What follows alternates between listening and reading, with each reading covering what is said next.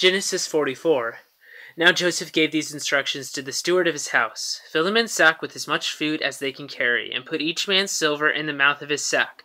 Then put my cup, the silver one, in the mouth of the youngest one's sack, along with the silver for his grain. And he did as Joseph said. As morning dawned, the men were sent on their way with their donkeys. They had not gone far from the city when Joseph said to his steward, "Go after them at once. And when you catch up with them, say to them, 'Why have you repaid good with evil? Isn't this the cup my master drinks from and also uses for divination? This is a wicked thing that you have done. This is a wicked thing you have done.'" When he caught up with them, he repeated these words to them. But they said to him, "Why does my lord say such things? Far be it from your servants to do anything like that. We even brought back to you from the land of Canaan the silver we found inside the mouths of our sacks. So why would we steal silver or gold from your master now, from your master's house? If any of your servants is found to have it, he will die, and the rest of us will become my lord's slaves." "Very well, then," he said, "let it be as you say. Whoever is found to have it will become my slave, and the rest of you will be free from blame."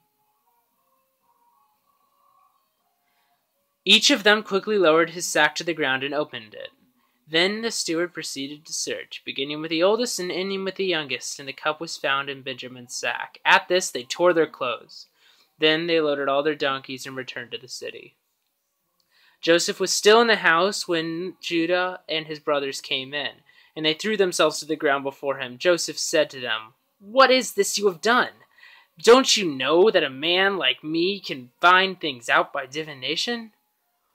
What can we say to my lord?" Judah replied. "What can we say? How can we prove our innocence? God has uncovered your servant's guilt. We are now my lord's slaves, we ourselves and the one who was found to have the cup." But Joseph said, "Far be it from me to do such a thing. Only the man who was found to have the cup will become my slave.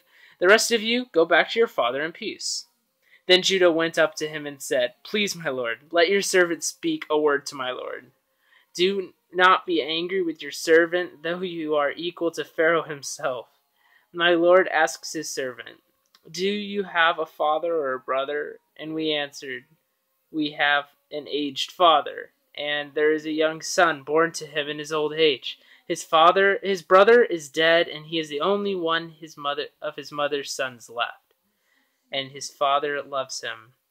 Then you said to your servants, "Bring him down to me so I can see him for myself." And we said to my lord, "The boy cannot leave his father. If he leaves him, his father will die." But you told your servants, "Unless your youngest brother comes down with you, you will not see my face again." When we went back to your servant, my father, we told him what my lord had said. Then our father said, "Go back and buy a little more food." But we said, "We cannot go down there. Only if our youngest brother is with us will we go. We cannot see the man's face unless our youngest brother is with us." Your servant my father said to us, You know that my wife bore me 2 sons. One of them went away from me, and I said, He has surely been torn to pieces, and I have not seen him since. If you take this one from me too, and harm comes to him, you will bring my gray head down to the grave in misery.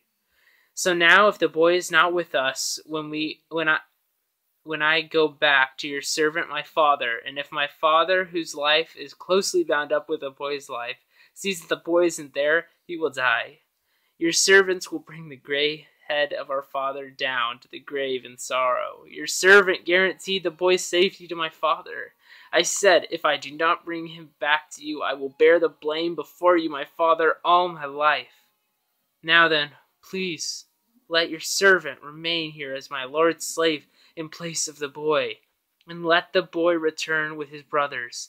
How can I go back to my father if the boy is not with me? No, do not let me see the misery that would come upon my father. End of Genesis chapter 44.